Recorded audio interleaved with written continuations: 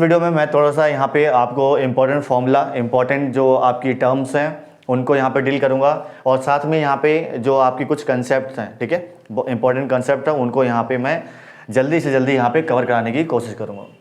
तो अगर इसको हम डील करते हैं सबसे पहले इलेक्ट्रिसिटी को, तो सबसे पहले हम यहाँ पे जो टॉपिक पढ़ते हैं वो पहला है यहाँ पे चार्ज, ठीक है। तो बेसिक जो आपका क्या है, इलेक्ट्रिसिटी का जो बेसिक यूनिट है जो वहाँ पे इलेक्ट्रिसिटी बनाता है वो कौन बनाता है, वहाँ पे चार्ज बनाता है। इसको हम हिंदी में क्या बोलते हैं, आवेश। इसको जब भी हम देखो सिंबल की फॉर्म में लिखेंगे तो इसका जो सिंबल होता है वो क्या होता है, कैपिटल क्यू लिखो या फिर स्मॉल क्यू, ठीक है। कैपिटल क्यू क्या दिखाता है आपका टोटल चार्ज और स्मॉल क्यू क्या दिखाएगा, charge of a particular conductor. और इसका अगर हम बात करें, जो चार्ज की बात कर रहे हो तो चार्ज पार्टिकल हमारे पास दो होते हैं, एक होता है इलेक्ट्रॉन और एक होता है प्रोटॉन। तो अभी हम यहाँ पे किसको डील करेंगे, यहाँ पे इलेक्ट्रॉन से डील करेंगे। बट इलेक्ट्रॉन और प्रोटॉन दोनों का चार्ज क्या होता है, सेम होता है। और एक इलेक्ट्रॉन का चार्ज कितना होता है यहाँ पे 1.6 इंटू 10⁻⁻19 कूलम। तो जो कूलम होती है बेटा, ये क्या होती है, आपकी चार्ज की यूनिट होती है। जैसे अगर आप मान लो कहीं भी जैसे किसी शॉप में जाते हो, अगर आपको क्या चावल लेना होता है तो आप हमेशा उनसे क्या बोलते हो कि मेरे को 2 किलो चावल दे दो, ठीक है। तो आप वो 2 अगर बोलोगे तो उसको समझ नहीं आया 2 मतलब आप क्या मांग रहे हो। अगर वहीं पे आपने बोल दिया 2 किलो तो समझ जाएगा कि आप कुछ वहाँ पे वेट मांग रहे हो। तो वहाँ पे केजी क्या दिखा रहा है, आपका यूनिट दिखा रहा है, किसका, वेट का यूनिट। सेम यहाँ पे क्या है आपका, यहाँ पे अगर बात करोगे चार्ज का यूनिट क्या होता है, कूलम। अगर इसको शॉर्ट पूरा लिखे तो कूलम होता है। जब भी हम इसको शॉर्ट में दिखाते हैं तो इसको सिंपल हम सी से डिनोट करते हैं। इसका जो पहला लेटर है सी, उसको यहाँ पे आप डिनोट कर देते हो। तो इसका वैल्यू याद रखना है कि इलेक्ट्रॉन का चार्ज कितना होता है 1.6 इंटू 10⁻⁻19 कूलम, सी। नेक्स्ट यहाँ पे होता है कि जैसे मान लो अगर एक कंडक्टर की बात करोगे तो कंडक्टर कैसा होता है, यहाँ पे मान लो वायर की फॉर्म में कंडक्टर को लेते हैं यहाँ पे। तो एक कंडक्टर में यहाँ पे बहुत सारे इलेक्ट्रॉन होते हैं, ठीक है, बहुत सारे इलेक्ट्रॉन होते हैं। तो टोटल अगर चार्ज आपको कंडक्टर का निकालना है, टोटल चार्ज, तो उसके लिए क्या करना होता है आपको, यहाँ पे ये फॉर्मूला आपको पता होना चाहिए कि total charge of a conductor हमेशा इक्वल होता है एन, मतलब नंबर ऑफ इलेक्ट्रॉन कि उस कंडक्टर में कितने इलेक्ट्रॉन है, और इनटू में ई क्या है तुम्हारा, चार्ज ऑफ 1 इलेक्ट्रॉन। तो यहाँ पे आप एन की वैल्यू क्या ले सकते हो, 1 2 3 कितने भी ले सकते हो। अगर आपको गिवन है तो वहाँ पे आप, ठीक है, इसको मल्टीप्लाई करना और एक ई का जो वैल्यू यहाँ पे पुट करोगे वो कितना रखोगे, 1.6 इंटू 10⁻⁻19 कूलम, ये चीज़। नेक्स्ट यहाँ पे हमारा जो टॉपिक है, इंपॉर्टेंट टॉपिक, वो है इलेक्ट्रिक करंट। इसको हम हिंदी में क्या बोलते हैं, विद्युत धारा। तो विद्युत धारा इसका जो फॉर्मूला होता है, बेसिक कंसेप्ट होता क्या है इलेक्ट्रिक करंट, कि जब एक चार्ज क्या है, चार्ज, ठीक है, समय के साथ क्या करेगा, फ्लो करेंगे, ठीक है, flow of charge per unit time. तो मतलब टाइम के साथ जब चार्ज फ्लो करता है कंडक्टर में तो उस केस में वहाँ पे क्या बनता है, यहाँ पे इलेक्ट्रिक करंट बनता है, ठीक है। तो इसका फॉर्मूला क्या बन जाता है, इलेक्ट्रिक करंट आई, इसका सिंबल होता है यहाँ पे प्रतीक, ठीक है। और इसका एक फॉर्मूला क्या बनता है, I equals to charge upon में टाइम। तो आई के ये आई के, ठीक है, इलेक्ट्रिक करंट का सिंबल क्या होता है, आई इक्वल में चार्ज का सिंबल मैंने अभी बताया यहाँ पे क्यू, टोटल चार्ज, अपॉन में यहाँ पे टी क्या है आपका, टाइम, टी क्या है यहाँ पे, टाइम है, ठीक है। वहीं पे अगर हम बात करें इसकी यूनिट की बात करें तो इसका यूनिट क्या होता है आपका बेटा, यहाँ पे यूनिट होता है एम्पियर। क्या होता है, एम्पियर। तो जैसे आप कभी भी अगर देखे होंगे कि जैसे आपका चार्जर होता है, चार्जर जैसे 2 एम्पियर का चार्जर, इसका मतलब क्या है कि उसमें से कितने का करंट का आउटपुट मिल रहा है आपको, 2 एम्पियर का करंट मिल रहा है। तो जहाँ भी आपको क्या दिखता है, एम्पियर वर्ड दिख जाए, एम्पियर, ठीक है, शॉर्ट में इसको क्या लिखते हैं, हम सिंपल ए से लिखते हैं। तो इसका मतलब ये दिखाता है कि हम किसकी बात कर रहे हैं, यहाँ पे इलेक्ट्रिक करंट की बात कर रहे हैं। तो फॉर्मूला याद करना, फॉर्मूला बहुत जरूरी है। फॉर्मूला क्या होता है, आई बराबर क्यू अपॉन में टी। आई क्या यहाँ पे करंट, क्यू यहाँ पे चार्ज, ठीक है, चार्ज आवेश, और ये टी क्या यहाँ पे टाइम मतलब समय, और यूनिट क्या होती है इसकी, एम्पियर।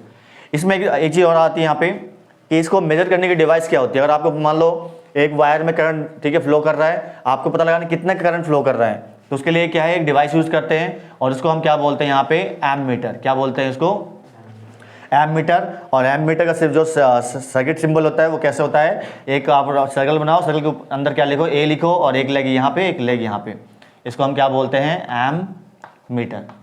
एमीटर का काम क्या होता है, एक इलेक्ट्रिक सर्किट में, ठीक है, विद्युत परिपथ में क्या करना, इलेक्ट्रिक करंट को मेजर करने का काम कौन करता है, आपका एमीटर करता है। तो ये हो गया आपका यहाँ पे इलेक्ट्रिक करंट। टॉपिक है यहाँ पे इलेक्ट्रिक पोटेंशियल डिफरेंस, ठीक है, इसको हम सिंपल हम क्या बोलते हैं, पोटेंशियल डिफरेंस भी बोलते हैं। तो जब भी इसको आप दिखाओगे तो पूरा लिख के यहाँ पे क्या दिखाओगे, सिंपल पी डी लिखाओगे, ठीक है, पी मतलब पोटेंशियल और डी फॉर यहाँ पे डिफरेंस। इसको हिंदी में क्या बोलते हैं हम, विद्युत विभवांतर, ठीक है। और जब भी अगर लगता है आपको लिखना है, डिनोट करना है, ठीक है, फॉर्मूला में अगर जब भी आप पोटेंशियल डिफरेंस को दिखाते हो तो उसके लिए हम यूज़ करते हैं यहाँ पे वी। तो वी से कन्फ्यूज मत होना, वी से आपका वोल्टेज भी होता है यहाँ पे, ठीक है।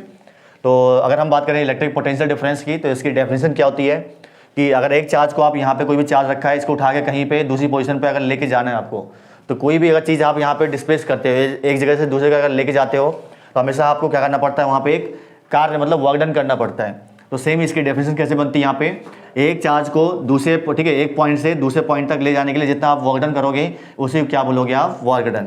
तो अगर इसकी डेफिनेशन बोलोगे तो क्या बताओगे डेफिनेशन में, पोटेंशियल डिफरेंस इज द क्या है, work done to bring a unit positive charge from one point to another point, एक पॉइंट से दूसरे पॉइंट तक एक चार्ज को ले जाने में जितना आप वर्क करोगे उसी क्या बोलोगे आप, पोटेंशियल डिफरेंस। तो सिंपल इसका फॉर्मूला क्या बनेगा, potential difference equal to work done upon में चार्ज। वर्क डन को हिंदी में क्या बोलते हैं, कार्य, इसको बोलते हैं आवेश। तो इसका फॉर्मूला क्या बन जाता है यहाँ पे, अगर सिंबॉलिक फॉर्मूला की बात करोगे तो क्या बन जाएगा, पीडी, ठीक है, पोटेंशियल डिफरेंस, और इसको सिंपल हम वोल्टेज से भी वो लिखते हैं, V equal to W upon में क्यू। वर्क डन का चार्ज सिंबल क्या होता है, डब्ल्यू, और चार्ज का सिंबल क्या होता है यहाँ पे, क्यू। तो इसका फॉर्मूला बन जाएगा V equal to W upon में क्यू। अब हम बात करें इसकी एसआई यूनिट की, तो एसआई यूनिट क्या होती है इसकी, वोल्ट, क्या होती है, वोल्ट। सिंपल इसको हम क्या लिखते हैं, वी से लिख देते हैं ऐसे। तो जैसे आपको मान लो आपके घर में देखा होगा कि आपके घरों में कितने वोल्ट की सप्लाई आती है, 220 वोल्ट की ना, 220 वोल्ट। इसका मतलब क्या है, वो क्या दे रखा है आपको, वोल्टेज दे रखा है, ठीक है। आप जनरली देखते हो ना कि वोल्टेज डाउन है, वोल्टेज मतलब वहाँ पे किसकी बात कर रहे हो, पोटेंशियल डिफरेंस की बात कर रहे होते हैं। तो जो यहाँ पे 220 वोल्ट होता है ना, वोल्ट, यही क्या होता है आपका पोटेंशियल डिफरेंस का यूनिट होता है। इसको अगर आपको मान लो कहीं भी अगर देखना है कितना वोल्टेज आ रहा है, तो आपने जैसे देखा होगा एसी का, जो एसी का वो लगा होता है यहाँ पे, ठीक है, जो कंट्रोल करता है वोल्टेज को, तो उसमें आपने देखा होगा वहाँ पे वी लिखा होता है, वोल्टेज का कुछ लाइन बनी रहती है, ठीक है, और वहाँ पे उसको दिखाता है कितना वोल्टेज का, ठीक है, पोटेंशियल डिफरेंस आ रहा है। तो उसको मेजर करने के लिए जो डिवाइस होती है, पोटेंशियल डिफरेंस को मेजर करने की डिवाइस, उसको हम क्या बोलते हैं, वोल्ट मीटर। क्या होती है, वोल्ट मीटर। इसकी यूनिट से बनी है ये डिवाइस, इसका डिवाइस का नाम, ठीक है। तो एक हो गया वोल्ट, वोल्ट मतलब पोटेंशियल डिफरेंस, और मीटर मतलब मेजर करने वाली डिवाइस।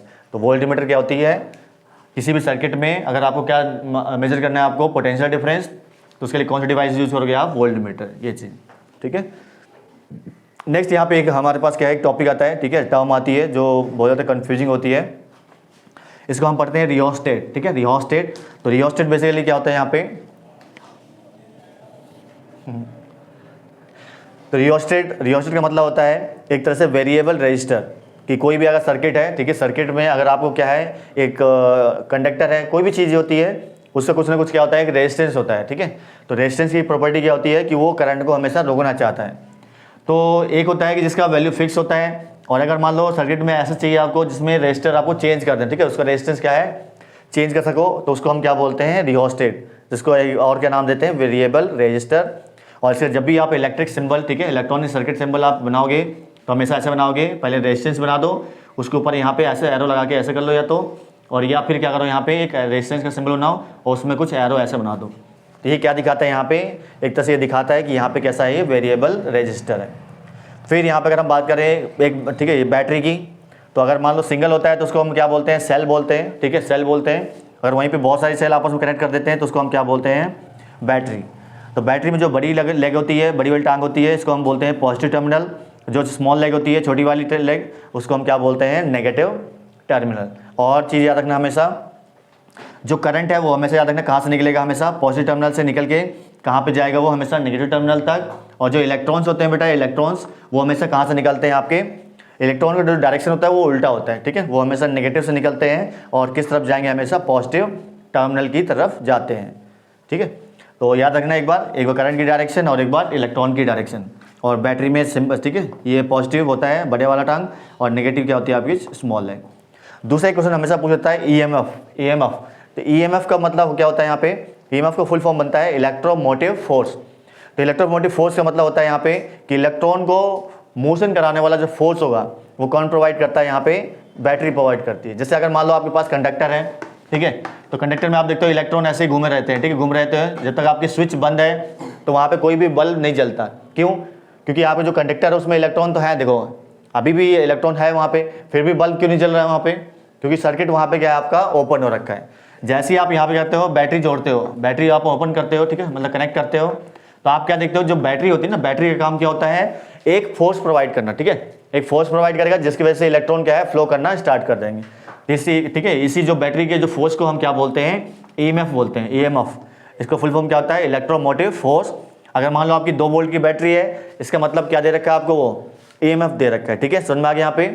तो जो बैटरी का जो पोटेंशियल डिफरेंस होता है, जो आपका 2 वोल्ट दे रखा है, ये इसको क्या होता है, पोटेंशियल नहीं होता, ये बेसिकली क्या होता है आपका, इसको बोलते हैं EMF, ठीक है, इलेक्ट्रोमोटिव फोर्स। तो नेक्स्ट हमारे पास है यहाँ पे ओम्स लॉ, जो कि सबसे इंपॉर्टेंट टॉपिक है आपके इलेक्ट्रिसिटी का, क्योंकि यही एक लॉ है जो क्या है आपका तीनों चीज़ों के बीच में रिलेशन देता है, ठीक है। तो जो बेसिक जो जान है, ठीक है, चैप्टर की जो जान होती है वो 3 हैं, ठीक है। एक है आपका V, जो अभी पढ़ा था हमने, V मतलब यहाँ पे पोटेंशियल डिफरेंस, I मतलब यहाँ पे क्या होता है करंट, और R क्या होता है यहाँ पे एक नई चीज़ आएगी जिसको हम बोलते हैं रेजिस्टेंस, ठीक है। और इसको हिंदी में क्या बोलते हैं, इसको प्रतिरोध, क्या बोलते हैं, प्रतिरोध। तो बेसिकली क्या है जो ओम्स लॉ है, ठीक है, ओम्स लॉ क्या है, वो तीनों इन दोनों के बीच में रिलेशन देता है, किसके बीच में, पोटेंशियल और करंट के बीच में।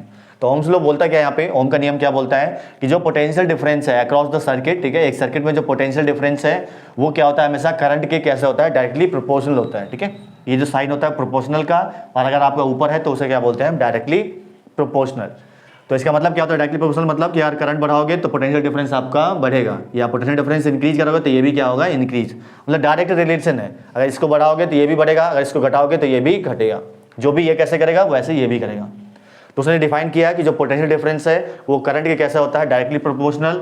कंडीशन क्या होती है, कंडीशन ये बोलता है कि उसमें जो फिजिकल टर्म्स हैं, उसकी लेंथ हो गई, उसकी हाइट हो गई, उसका रेडियस हो गया या एरिया हो गया, वो अगर आप क्या रखोगे, सेम रखोगे तब, और टेम्परेचर भी क्या रखोगे, जब सेम रखोगे तब क्या होगा, जो पोटेंशियल डिफरेंस है वो करंट के कैसा होगा, डायरेक्टली प्रोपोर्शनल होगा।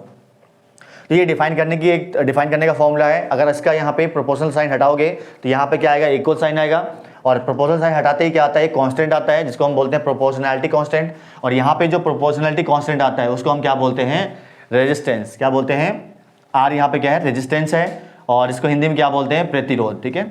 तो अगर इसका डेफिनेशन कोई पूछे तो आप बताते हैं रेजिस्टेंस का डेफिनेशन क्या होता है, the property of a material, मतलब एक प्रॉपर्टी है एक मटेरियल की या कंडक्टर की, जो क्या करेगा अपने में से जब वो करंट फ्लो करने देगा तो उसको हमेशा क्या करेगा, करंट को रोकने की, ठीक है, उसके बीच में बाधा बनने की कोशिश करेगा, ठीक है। उसी प्रॉपर्टी को हम क्या बोलते हैं, रेजिस्टेंस बोलते हैं।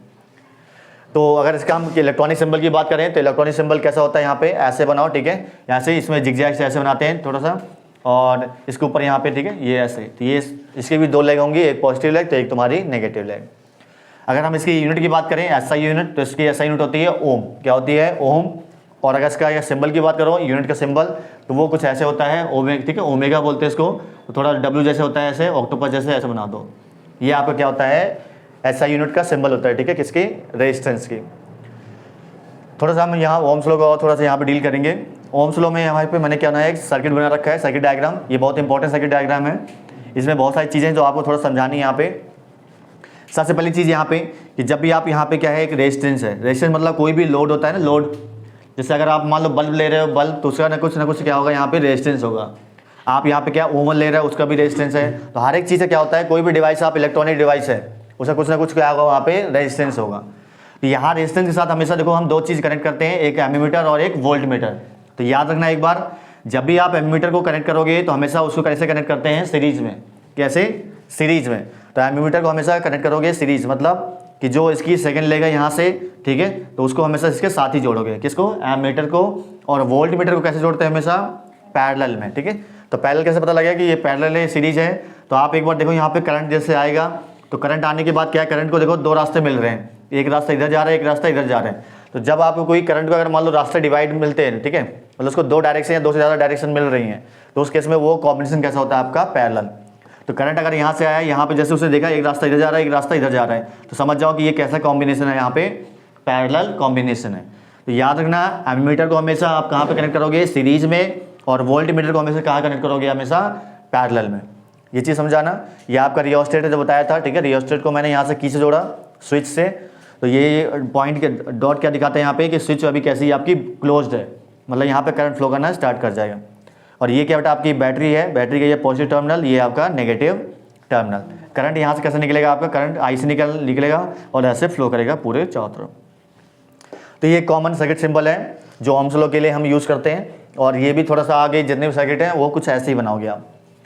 फिर ओम्स लॉ ने किया था यहाँ पे RH मतलब यहाँ पे जो रियोस्टेट्स है, रियोस्टेट से क्या है, V का वैल्यू यहाँ पे क्या है उसने वेरी करवाया था। जैसे मान लो यहाँ पे 2 वोल्ट ले लिया, 4 वोल्ट, 6 वोल्ट, 8 वोल्ट, ऐसे वोल्ट यहाँ पे लिया था।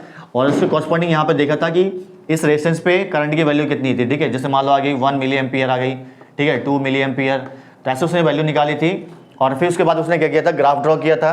तो याद रखना जब भी आप ग्राफ ड्रॉ करोगे, ग्राफ बनाओगे, तो हमेशा आई को कहाँ लेना है आपको, कहाँ पे, एक्स एक्सिस पे, और वी को कहाँ लेना है, पोटेंशियल डिफरेंस को हमेशा वाई एक्सिस पे। ठीक है, तो वाई एक्सिस में आप लोगे वी को, और एक्सिस में अगर लिया किसको, आई को, तो जो इसका स्लोप आता है, स्लोप बनेगा, वो कैसे निकालते हैं, स्लोप कैसे निकालते हैं, तो एक कोई भी यहाँ पे वैल्यू यूज कर लो, ये वाला कोई वाई एक्सिस वैल्यू, वी मतलब वाई एक्सिस वैल्यू यहाँ पे यूज कर लो, और अपॉन में क्या कर दो बेटा यहाँ पे, ठीक है, रेशियो निकालो किसका, वी वर्सेस आई का, कोई भी एक ऑब्जर्वेशन यूज कर लो यहाँ पे। तो यहाँ पे वी की वैल्यू ऊपर रखो, आई की वैल्यू कहाँ रखो बेटा, नीचे रखो, और उसको सॉल्व कर दो, तो क्या आ जाएगा आपका, यहाँ से किसका वैल्यू आएगा, स्लोप का। और इसका स्लोप क्या देता है, वी और आई का स्लोप क्या देता है, हमेशा किसका वैल्यू देगा आपको, रेजिस्टेंस का वैल्यू देगा। नेक्स्ट टॉपिक है हमारे पास, ये है रेजिस्टेंस। ठीक है, एक बार थोड़ा इसको अच्छे से डील करते हैं हम यहाँ पे। ठीक है, तो रेजिस्टेंस बेसिकली क्या है, प्रॉपर्टी होती है एक मटेरियल की। ठीक है, कोई पदार्थ है उसकी एक प्रॉपर्टी होती है कि वो करंट को अपने में से फ्लो करने में क्या करेगा, बाधा उत्पन्न करेगा। ठीक है, मतलब उसके फ्लो को रोकना चाहेगा। तो बेसिकली जो एक रेजिस्टेंस होता है, ठीक है, कोई भी कंडक्टर है, ठीक है, कंडक्टर को हम क्या जनरली मानते हैं, एक वायर जो होता है वो कंडक्टर है, और उसको हम मानते हैं सिलिंड्रिकल फॉर्म है। ठीक है, सिलेंडर मतलब बेलन की फॉर्म में मानते हैं इसको।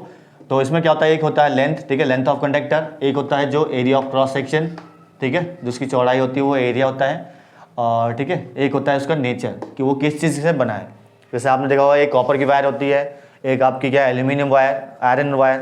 तो अलग अलग जो वायर होती हैं अलग अलग मटेरियल की, वो यहाँ पे थर्ड आपका जो है रेजिस्टिविटी वो शो करता है। ठीक है, तो कोई भी एक रेजिस्टेंस ऑफ अ कंडक्टर जो है वो किन चीज़ों पर डिपेंड करता है, एक बार देख लीजिए यहाँ पे उसकी डिपेंडेंसी।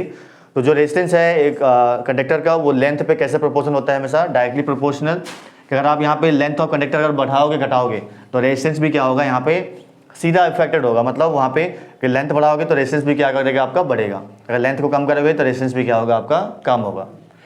जो रेजिस्टेंस है और एरिया, इसका कैसा प्रोपोर्शन होता है, कैसा रिलेशन होता है, तो रेजिस्टेंस जो होता है वो एरिया के कैसा होता है, हमेशा इनवर्सली प्रोपोर्शनल। ठीक है, वृत्त के समानुपाती होता है, जिसका मतलब क्या होता है कि अगर आप एरिया को बढ़ाओगे, मतलब वायर की चौड़ाई को अगर बढ़ाओगे, तो उसका रेजिस्टेंस क्या हो जाएगा, वहाँ पे क्या होगा, कम होगा। तो वृत्त के समानुपाती मतलब इनवर्स प्रोपोर्शन का मतलब क्या होता है, अगर एक चीज़ बढ़ाओगे तो उसके जस्ट अपोजिट वाली चीज़ क्या करेगी, उल्टा काम करेगी। ठीक है, तो अगर एरिया बढ़ाओगे तो रेजिस्टेंस क्या होगा, हमेशा कम होगा। अगर मान लो एक पतला वायर है, ठीक है, उससे आप करंट फ्लो करा रहे हो, एक यहाँ पे उसका एरिया आपने मतलब चौड़ाई ज़्यादा कर दी, तो आपको करंट किसमें ज़्यादा बहेगा और कितना तेजी बहेगा। तो आप देखो जिसका एरिया क्या था, कम था, एरिया कम है तो रेजिस्टेंस क्या होगा, उससे ज़्यादा होगा। तो अगर रेजिस्टेंस ज़्यादा होगा तो करंट का फ्लो क्या होगा, कम होगा। ठीक है, वहीं पे अगर आपका एरिया बढ़ा दोगे तो रेजिस्टेंस क्या हो जाएगा, कम हो जाएगा, उल्टा हो जाएगा। ठीक है, तो रेजिस्टेंस अगर कम होगा तो करंट क्या तेजी से बहना स्टार्ट हो जाता है। वहीं पे जो रेजिस्टेंस है वो टी मतलब टेम्परेचर पे कैसे वेरी करेगा, तो तापमान पे कैसे वेरी करता है, हमेशा डायरेक्टली।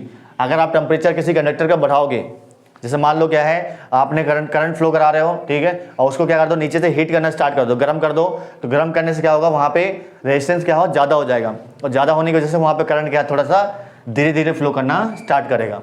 तो याद रखना रेजिस्टेंस टेम्परेचर पे कैसे वेरी करता है, हमेशा डायरेक्टली प्रोपोर्शनल। मतलब टेम्परेचर बढ़ाओगे तो रेजिस्टेंस क्या हो जाएगा, कम ज़्यादा हो जाएगा। ठीक है, तो अगर इनको हम कंबाइन करेंगे, कंबाइन करके अगर लिखना चाहेंगे तो क्या बनेगा, आर डायरेक्टली प्रोपोर्शनल टू, ठीक है, proportional to the L upon में ए। अब यहाँ पे करते हैं हम प्रोपोर्शनल साइन जब हटाते हैं तो यहाँ पे कोई भी कोई एक क्या आता है, कांस्टेंट आता है। तो इस कांस्टेंट को हम यहाँ पे क्या नोट करते हैं, किससे नोट करते हैं, यहाँ पे रो से। क्या बोलते हैं इसको, हम रो बोलते हैं, और रो को हम बोलते हैं यहाँ पे रेजिस्टिविटी। क्या बोलते हैं, रेजिस्टिविटी। तो रेजिस्टिविटी देखो, आप देखो एक वर्ड है यहाँ पे रेजिस्टेंस और एक वर्ड है यहाँ पे रेजिस्टिविटी, दोनों में फर्क क्या है। तो रेजिस्टेंस एक प्रॉपर्टी होती है, ठीक है, प्रॉपर्टी जिसमें वो क्या है, फ्लो ऑफ करंट को रोकना चाहेगा।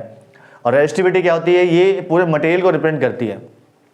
तो सिंपल ये क्या है, रेजिस्टिविटी क्या दिखाता है, आपका नेचर ऑफ द मटेरियल, क्या आपका जो मटेरियल है वो किस चीज़ का बना हुआ है, उसकी क्या वैल्यू है, वो चीज़ यहाँ पे डिपेंड करती है। ठीक है, समझ में आ गया यहाँ पे। तो अगर आप क्या है लेंथ एरिया अगर चेंज करते हो आप, तो उससे क्या है रेजिस्टिविटी से कोई फर्क नहीं पड़ता। अगर लेंथ एरिया बढ़ाओगे तो केवल कौन चीज़ बढ़ेगी बेटा आपका, यहाँ पे केवल चेंज कौन सा होता है, रेजिस्टेंस चेंज होगा, आपका रेजिस्टिविटी कभी भी चेंज नहीं होगा। रेजिस्टिविटी कब चेंज होगा, रेजिस्टिविटी तब चेंज होता है जब आप क्या है पूरे मटेरियल को चेंज कर दो। मतलब पहले अगर आपके पास वायर किसकी थी, कॉपर की थी, फिर आपने क्या कर दिया, उसको किस में चेंज कर दिया। अगर मान लो लोहे की वायर बना दी तो उस केस में क्या हो जाएगा, वहाँ पे रेजिस्टिविटी आपका क्या हो जाएगा, चेंज होगा। समझ में आ गया यहाँ पे। तो इसका फॉर्मूला, ये वाला फॉर्मूला जरूर याद करिएगा, ठीक है, ये वाला फॉर्मूला बहुत ज़्यादा आता है यहाँ पे। तो जब भी आपको रेजिस्टेंस का वेरिएशन दिखाना होता है तीनों टर्म में, तो हमेशा ये फॉर्मूला आपको यूज़ करना होता है, R equal to rho L upon में ए। याद रखना लेंथ कहाँ पे आएगा, हमेशा ऊपर, एरिया कहाँ पे आएगा आपका नीचे आता है। ठीक है, अब हम बात करते हैं यहाँ पे ऐसा यूनिट ऑफ रेजिस्टिविटी। तो रेजिस्टिविटी के लिए यूनिट कैसे निकालोगे, इन सबको उधर लेके आओ तो इसका फॉर्मूला बन जाएगा रेजिस्टिविटी का आर ए अपॉन में एल। आर का यूनिट अभी आपने पढ़ा था क्या होता है, ओम। एरिया का यूनिट क्या होता है, देखो मीटर स्क्वायर। ऐसा यूनिट क्या होती है, मीटर स्क्वायर। और लेंथ की ऐसा यूनिट क्या होती है आपकी, मीटर। तो 1 मीटर से 1 मीटर क्या हो गया, कट गया। तो यहाँ पे क्या हो गया आपका, क्या बचा, ओम मीटर। तो याद रखना रेजिस्टिविटी की यूनिट क्या होती है, ऐसा यूनिट क्या होगी हमेशा, ओम मीटर। क्या होगी, ओम मीटर। और जो रेजिस्टिविटी है वो क्या दिखाएगा हमेशा आपका, क्या दिखाता है बेटा, नेचर ऑफ द मटेरियल, जिसकी वैल्यू क्या होती है एक पर्टिकुलर मटेरियल के लिए क्या होगी, हमेशा फिक्स रहेगी। इसकी वैल्यू तभी चेंज होगी जब आप क्या है पूरे मटेरियल को ही क्या कर दोगे, आप चेंज कर दोगे। ठीक है, इसमें से एक क्वेश्चन जरूर पूछता है हमेशा। और क्वेश्चन क्या पूछता है कि अगर मान लो एक कंडक्टर है, उसके एरिया को आपने डबल कर दिया है, एरिया को डबल कर दिया है, तो बताओ उसका नया रेजिस्टेंस क्या होगा। तो याद रखना एक बार, अगर एरिया को आप डबल करोगे मतलब बढ़ा रहे हो, तो रेजिस्टेंस क्या होगा, उल्टा काम करेगा, मतलब वो घटेगा। और कितना घटेगा बेटा यहाँ पे, तो मतलब वो डिक्रीज होगा, घटेगा मतलब डिक्रीज होगा। और कितना डिक्रीज होगा, डिक्रीज बाई 2 टाइम्स। ठीक है, डिक्रीज बाई 2 टाइम्स, ये याद रखना। तो एक कंसेप्चुअल क्वेश्चन इससे हमेशा बनता है कि वो बोलेगा लेंथ और एरिया को बढ़ाओ तो बताओ कैसे वेरी करेगा, नया रेजिस्टेंस क्या होगा। तो आपको वहाँ पे थोड़ा ऐसे है, अगर ज़्यादा नंबर में है तो उसको करके दिखा देना। ठीक है, जैसे अगर मान लो नया रेजिस्टेंस निकालते तो आर डैश ले लो, रो रेजिस्टिविटी है बेटा। अगर उसके एरिया को बढ़ाओगे, लेंथ को बढ़ाओगे, तो बताया भी यहाँ पे रेजिस्टिविटी में कोई भी चेंज नहीं आएगा। तो आर डैश क्या होगा, rho into L dash upon में ए डैश। तो आर डैश क्या होगा बेटा यहाँ पे, रो इंटू एल डैश कितना था, सेम ही था एल, और एरिया कितना था आपका, डबल हो गया था ऐसे। तो देखो यहाँ पे आर डैश कितना आएगा, 1/2 ऑफ, ये पुराना क्या कहलाएगा आपका, पूरा ए आर कहलाएगा। तो यहाँ पे आर डैश की वैल्यू कितना आ गया, 1/2 ऑफ आर। तो समझ में आ गया, जो नया रेजिस्टेंस है वो कितना हो गया तुम्हारा, पहले वाले का आधा हो गया।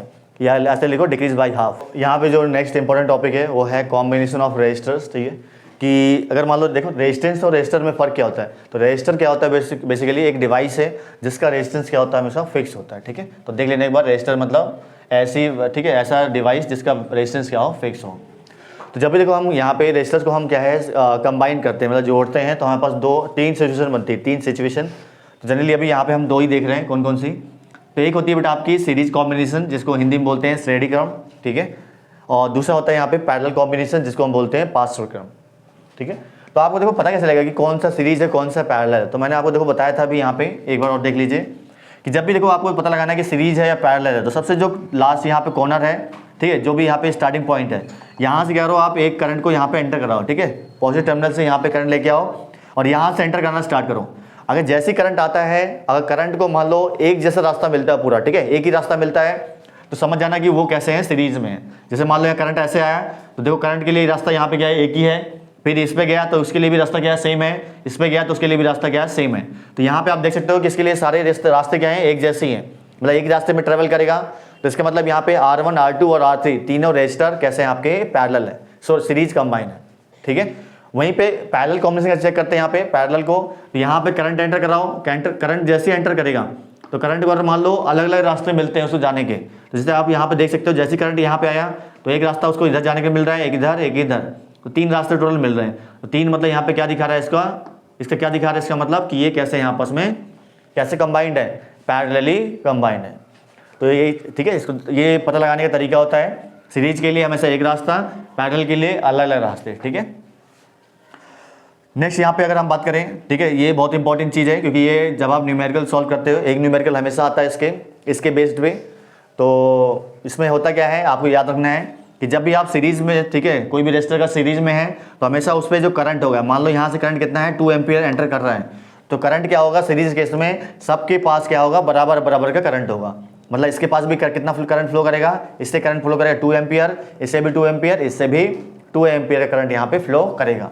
वहीं पर अगर हम V मतलब पोटेंशियल डिफरेंस की बात करें, तो वो क्या होता है, हमेशा सब पे अलग अलग होगा। अगर मान लो आपने 12 वोल्ट की बैटरी लगाई है ना, तो 12 वोल्ट की बैटरी मतलब R1 पे कितना वोल्टेज होगा वो आपको यहाँ पे कैलकुलेट करना पड़ेगा। ठीक है, क्योंकि वहाँ पे 12 वोल्ट की बैटरी मतलब यहाँ पे सारा सबके पास सेम पोटेंशियल डिफरेंस यहाँ पे नहीं होगा। ठीक है, ये देख लेना।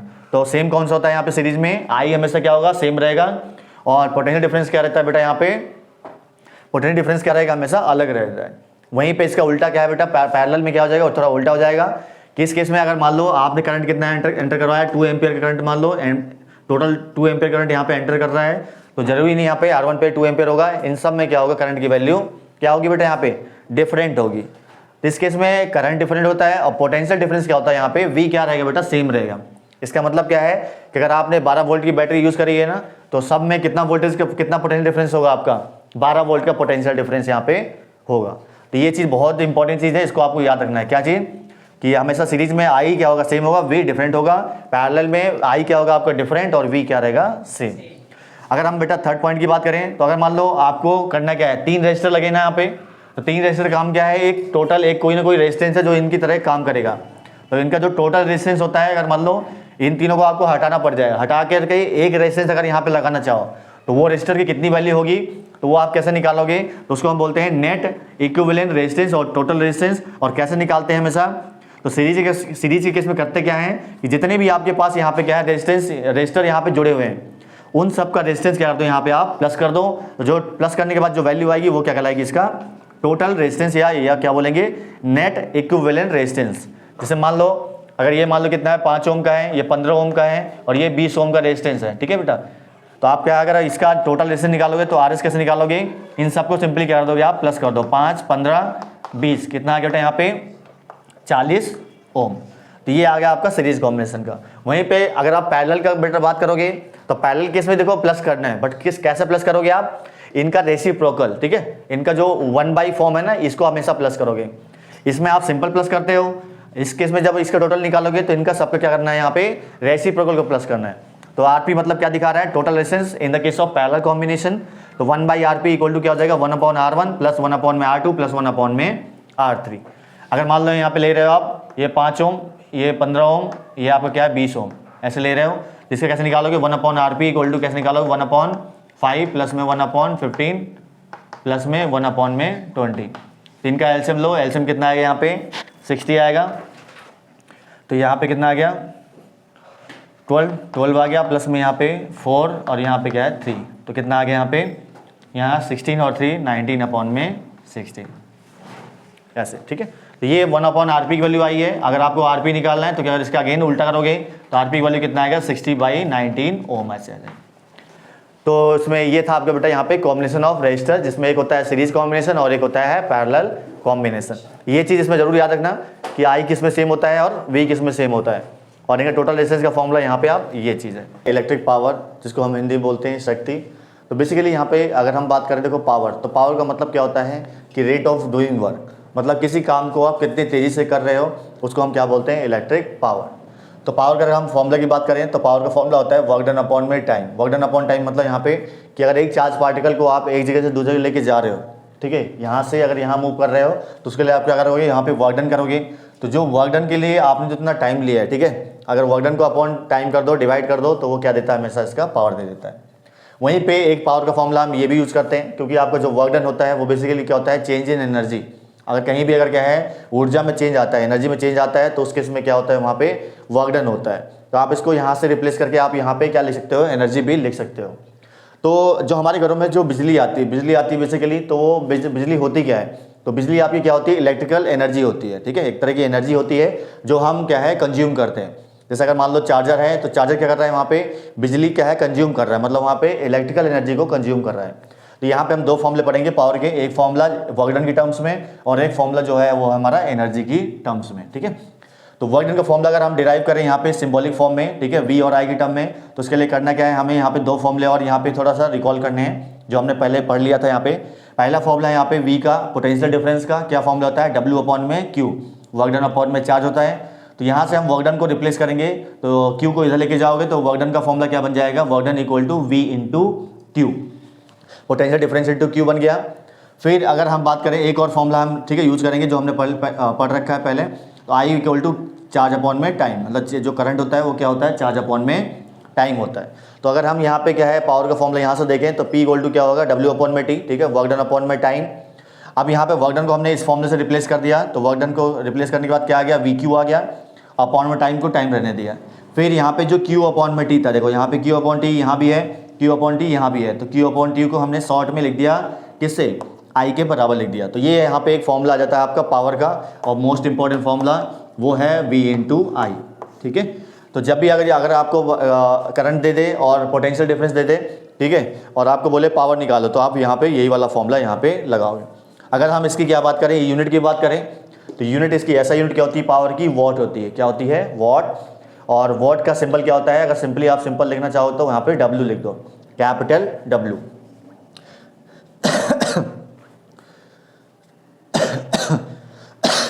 नहीं छोड़ दो बस। तो जैसे आपने देखा होगा एक बल्ब होता है, बल्ब का मतलब पावर क्या है, 10 वाट है। तो 10 वाट का मतलब क्या है कि वो उसकी पावर हमें दे रखी है कितनी, 10 वाट। ठीक है, तो कोई भी चीज़ है अगर उसकी पावर दे रखी है तो हमेशा वो किस में दे रखी होती है, हमेशा वॉट में। ये चीज़ देखिएगा। फिर वहीं पे अगर हम बात करें यहाँ पे पावर का फॉर्मूला अगर वी आई आ गया, तो पावर के एक दो फॉर्मूले और आपको याद रखने हैं। अगर हम यहाँ पे ओम्स लॉ लगाएं, ठीक है, ओम्स लॉ क्या बोलता है, V equal to I R. तो यहाँ पे पावर इक्वल टू क्या हो जाएगा, वी इंटू आई है ना यहाँ पे। तो एक बार हम क्या वी को रिप्लेस कर रहे हैं, तो वी को रिप्लेस करेंगे ओम्स लॉ से तो क्या आएगा, आई आर। तो यहाँ पे लिख दिया मैंने वी की जगह आई आर इंटू आई। तो क्या फॉर्मूला बन गया है, आई स्क्वायर इंटू आर। तो एक पावर का फॉर्मूला ये भी याद रखिएगा, P equal to I square into R. वहीं पे अगर हम पावर का फॉर्मूला निकालें किसके टर्म में, वी और आर के टर्म में। ठीक है, वी और आर के टर्म में। तो हम क्या करेंगे यहाँ पे आई को रिप्लेस कर देंगे किससे, वी और आर के टर्म में। तो ओम्स लॉ से क्या करेंगे, यहाँ पे आई को यहीं रखेंगे, आर को कहाँ लेंगे, नीचे लेके आएंगे। तो आई का फॉर्मूला क्या बन जाएगा, I equal to we upon में आर। और यहाँ पे क्या है, वी और आई की जगह क्या रख देंगे, आई वी अपॉन में आर। तो देख सकते हो यहाँ पे फॉर्मूला क्या बन रहा है, P equal to V into V upon में आर। ठीक है, तो आई की जगह हमने वी अपॉन आर रख दिया। तो यहाँ पे वी इंटू वी क्या बन गया, वी स्क्वायर अपॉन में आर। तो यहाँ पे आपके 3 फॉर्मूले बहुत इंपॉर्टेंट बन जाते हैं यहाँ पे पावर के। ये एक बार दिमाग में चढ़ा लीजिएगा क्योंकि बहुत ज़रूरी होता है यहाँ पे। तो पहला फॉर्मूला क्या होता है आपका, यहाँ पे पावर का फॉर्मूला होता है v इंटू आई। ठीक है, v और i के टर्म में। एक फॉर्मूला बेटा यहाँ पे जो v स्क्वायर अपॉन में r, मतलब v और r के टर्म में। और एक p का फॉर्मूला i और r के टर्म में। तो क्या होता है, i स्क्वायर इंटू r। ये चीज़ है। तो 3 फॉर्मूला जरूर याद रखिए क्योंकि बहुत मोस्ट इंपॉर्टेंट फॉर्मूला है पावर का। एक वी आई के टर्म में, एक v और r के टर्म में, p का फॉर्मूला इन i और r के टर्म में। ये चीज़ ठीक है। तो नेक्स्ट हमारे पास यहाँ पे क्या है, अगर आपको क्वेश्चन दे देता है यहाँ पे कि आपके घर में क्या है, 3 पंखे हैं, ठीक है, 4 बल्ब हैं और एक रेफ्रिजरेटर है, उसको आप यूज़ कर रहे हो। तो बताओ कितना बिजली वहाँ पे, बिजली का मतलब कंजप्शन करेंगे या कितना आपका बिल आएगा। तो उस केस में होता क्या है, बेसिकली आपको जब बिल निकालना होता है, जैसे आप अगर आप अपने मीटर को देखते हो ना, इलेक्ट्रिक मीटर जो घर में लगा होता है, तो उसमें आप देखोगे उसमें लिखा होता है किलोवाट आवर। तो बेसिकली क्या देता है, वो आपको देता है कि कितनी यूनिट ऑफ एनर्जी आपने यूज़ करी है। तो यूनिट मतलब समझ गए, जैसे आप बोलते हो ना इतने यूनिट का बिल आया, उसका मतलब क्या है कि आपको इतना, ठीक है, इलेक्ट्रिक एनर्जी आपने यूज़ करी है। तो इलेक्ट्रिकल एनर्जी निकालने का क्या फॉर्मूला क्या होता है, इसको एनर्जी को यहीं रखो, टाइम को इधर लेके आओ, तो आप देखोगे टाइम यहाँ डिवाइड में है, इधर आके क्या हो जाएगा, मल्टीप्लाई में। तो इलेक्ट्रिकल एनर्जी का फॉर्मूला क्या बन जाएगा, पावर इंटू टाइम। अच्छा, यहाँ पे पावर क्या बोलता है कि पावर को आपको हमेशा रखना कहाँ है, किस में रखना है, किलोवाट में।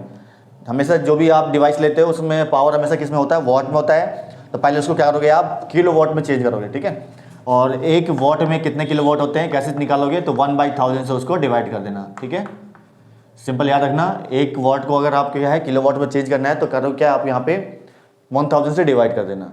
जैसे मान लो एक 500 वाट का एक क्या है फैन है, ठीक है, और मैं बोलूँ उसकी पावर क्या होगी किलोवाट में, तो आप क्या करोगे, कितनी पावर है उसकी, 500 वाट है ना, 500 वाट। तो किलो का मतलब क्या होता है, इसको 500 किससे डिवाइड कर दोगे आप, 1000 से डिवाइड कर देना।